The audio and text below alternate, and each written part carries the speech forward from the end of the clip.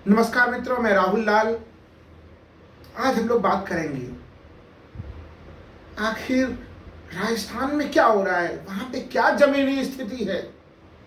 जो प्रधानमंत्री मणिपुर की यात्रा तो नहीं कर रहे हैं, लेकिन राजस्थान बार बार जा रहे हैं। क्या राहुल गांधी और जादूगर अशोक गहलोत ने राजस्थान की जमीन बदल दी है?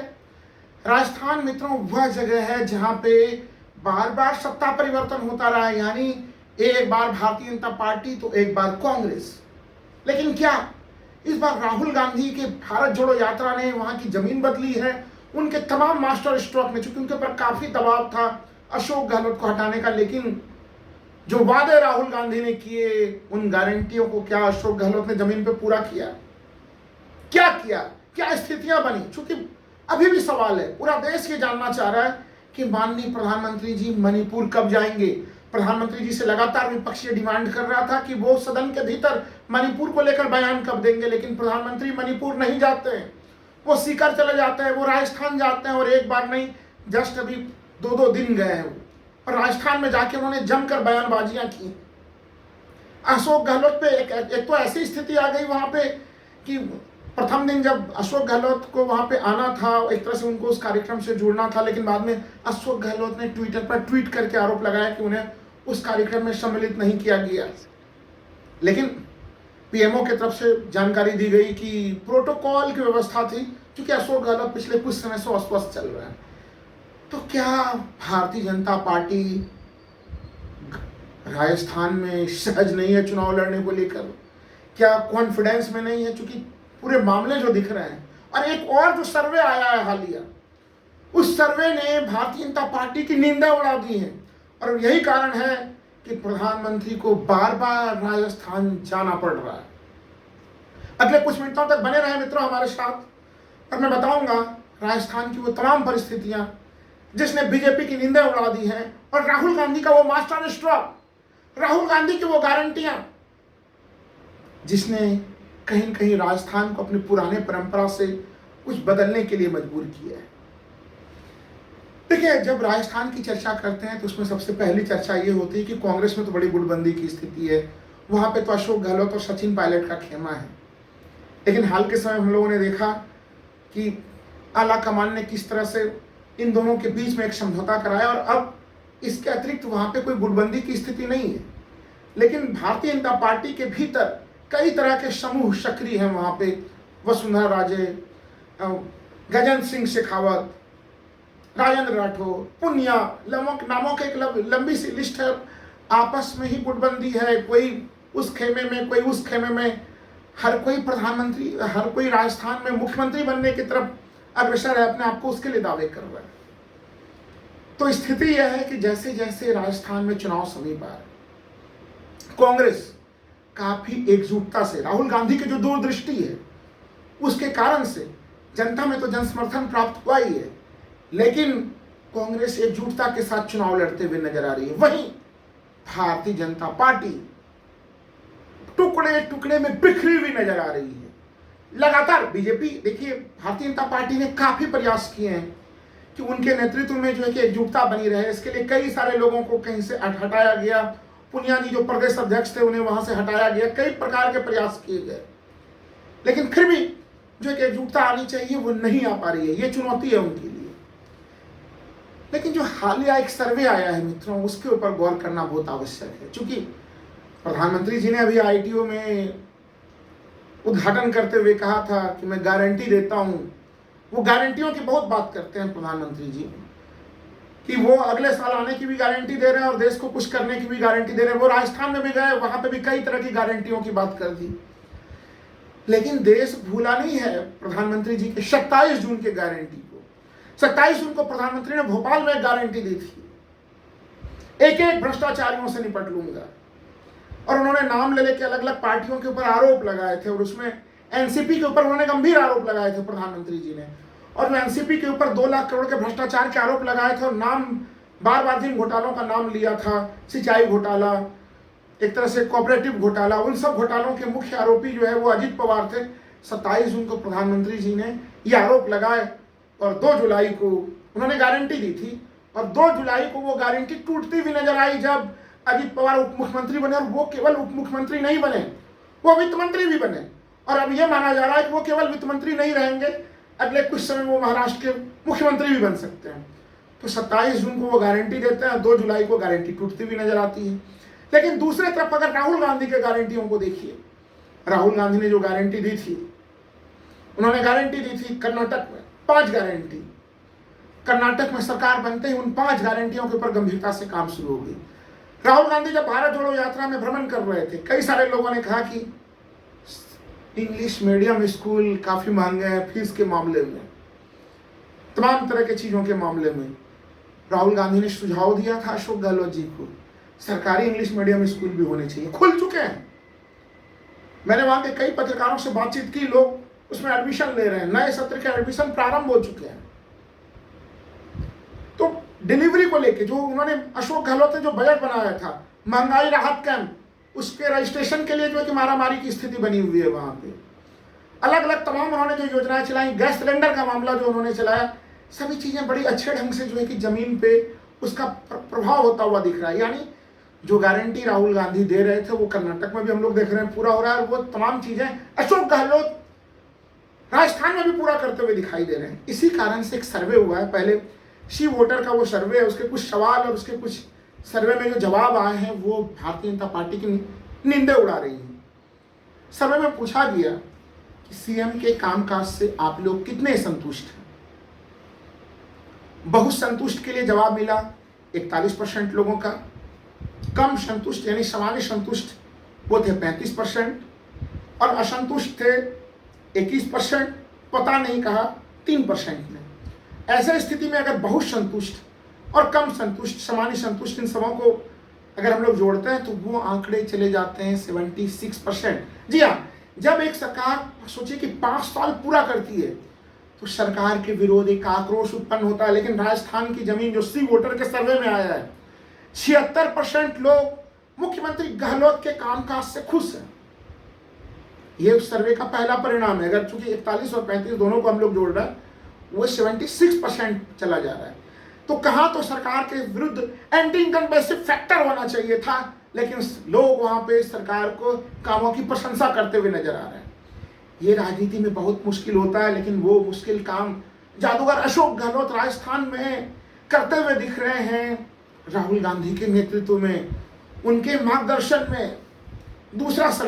दूसरी प्रश्न जो शी वोटर ने पूछे थे राज्य सरकार के, पहला तो था कि मुख्यमंत्री के काम से कितने संतुष्ट है, दूसरा प्रश्न है आप राज्य सरकार के कामकाज से कितने संतुष्ट हैं।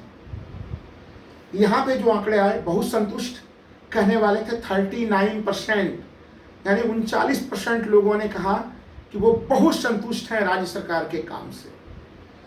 कम संतुष्ट या सामान्य संतुष्ट होने वाले लोगों की संख्या थी 36%, यानी 39% तो बहुत ज्यादा ही संतुष्ट है। ऐसा कह लीजिए कि जो उन्होंने अपेक्षा की नहीं थी उससे भी बहुत ज्यादा चीजें मिल रही हैं राज्य सरकार से। लेकिन जो दूसरे श्रेणी में लोग हैं वो 36 के, हाँ ठीक है, अच्छा ही लग रहा है, सामान्य संतुष्ट है 36%। और असंतुष्ट लोगों की संख्या है 24%, पता नहीं कहने वालों की संख्या 1%। यानी यहाँ पे भी अगर बहुत संतुष्ट और सामान्य संतुष्ट को आप जोड़ दीजिए तो उसकी संख्या हो जाती है मित्रों 75%।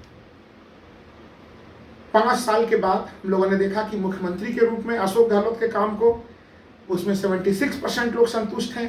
पूरे राज्य सरकार के काम से 75% लोग संतुष्ट हैं। ये जो आंकड़े हैं ये बिल्कुल चौंका देने वाले आंकड़े हैं बीजेपी के लिए। देखिए, जो हम लोग ग्राउंड से जो तमाम लोगों से बातचीत कर रहे हैं, ये चौंकाने वाले आंकड़े नहीं लग रहे हैं, क्योंकि एंटी इनकम्बेंसी फैक्टर जो है कि कहीं कहीं वो कमजोर होता हुआ दिख रहा है। इस बार के बजट में जो तमाम प्रावधान किए गए थे, उन प्रावधानों को जिस तरह से जमीनी स्तर पर लागू किया जा रहा है, और उसके पहले भी कई प्रावधान जो लागू किए जा रहे थे, कहीं कहीं वहां पे अशोक गहलोत की स्थिति मजबूत हुई है। देखिए, इसी प्रकार जो अशोक गहलोत का एक बड़ा कार्यक्रम है, गैस के सिलेंडर जब पूरे देश भर में 1100 रुपये में मिल रहे हैं, बहुत ज्यादा महंगा है वो गैस सिलेंडर।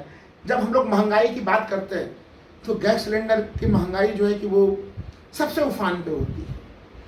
और यही कारण है कि उज्ज्वला योजना, जो भारतीय जनता पार्टी की एक तरह से फ्लैगशिप स्कीम कहूंगा, जिसमें उन्होंने ग्रामीण क्षेत्रों में गैस को पहुंचाया, लेकिन उसकी रिफिलिंग नहीं हो पा रही है गैस सिलेंडर के महंगाई के कारण। वहां पे अशोक गहलोत ने निर्णय लिया केवल 500 रुपये में गैस सिलेंडर जनता तक पहुंचाने के लिए, यानी देश के दूसरे हिस्से में गैस सिलेंडर 1100 रुपया में, राजस्थान में गैस सिलेंडर 500 रुपया में।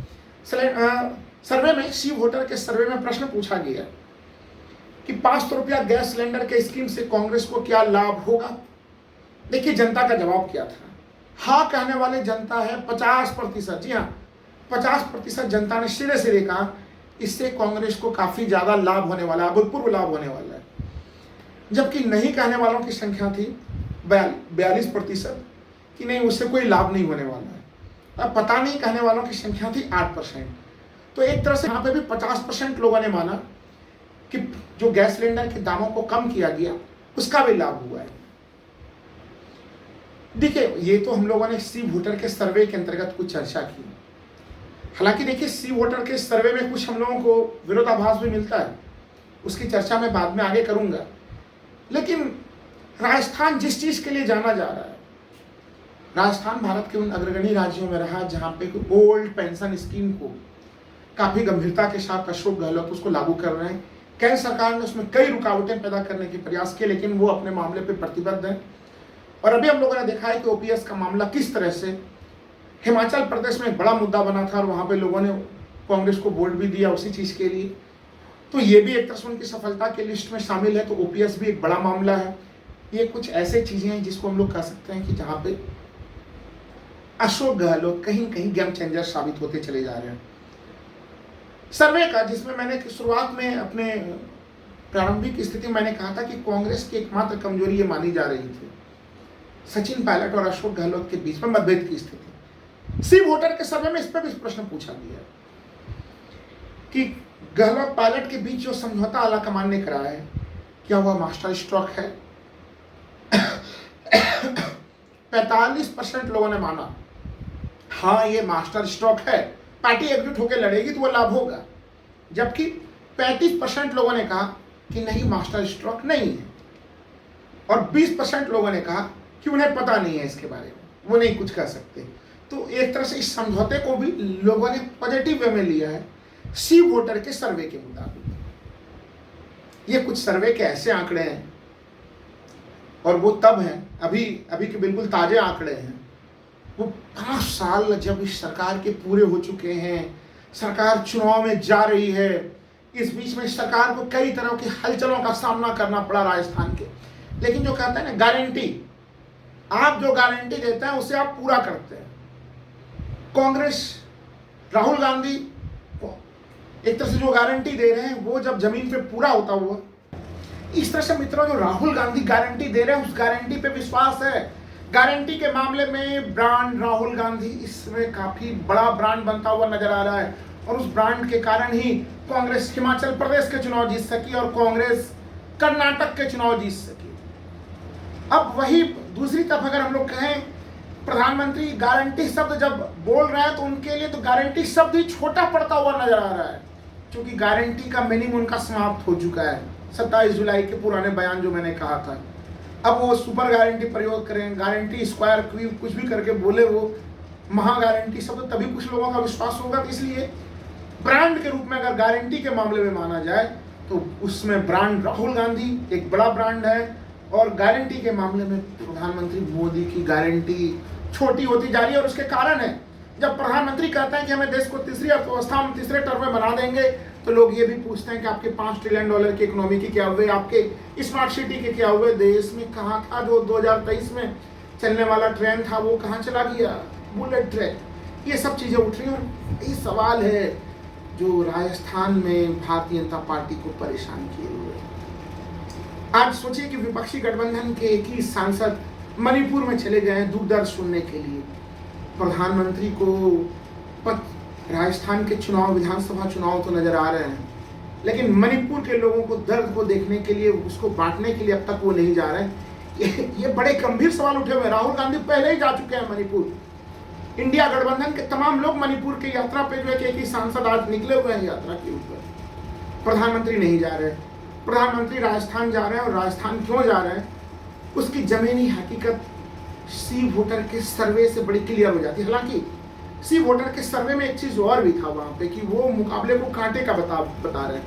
अगर वोट परसेंटेज वो बताते हैं कि 46% जो है कि वो बीजेपी को वोट प्रतिशत दे रहा है, 41% वोट शेयर वो कांग्रेस को दे रहा है, तो ये आंकड़े अपने आप में सी वोटर का कंट्राडिक्ट करते हुए, क्योंकि जब आप कहते हैं कि सरकार के कामकाज से संतुष्ट लोगों की संख्या 75% प्लस, मुख्यमंत्री के कार्यों से संतुष्ट लोगों की संख्या 75% प्लस, वैसे स्थिति में फिर वहां पर मुकाबला कांटे का कहां रहा? ये स्थितियां हैं, भारतीय जनता पार्टी जान रही है कि उनके लिए चुनौती राजस्थान में काफी बड़ी है।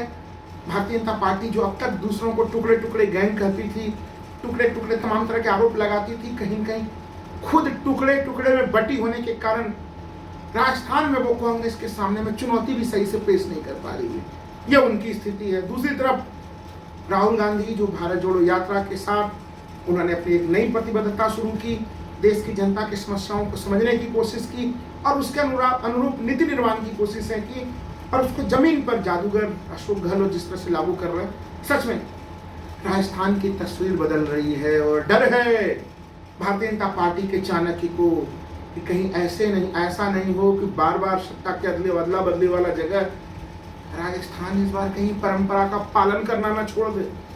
परंपरा का पालन होगा तब तो बीजेपी आ जाएगी, लेकिन अगर उस परंपरा का पालन नहीं हुआ, जो जमीनी स्थिति है, तो फिर राजस्थान में बीजेपी के लिए संभावनाएं समाप्त होती हुई दिखेंगी। धन्यवाद।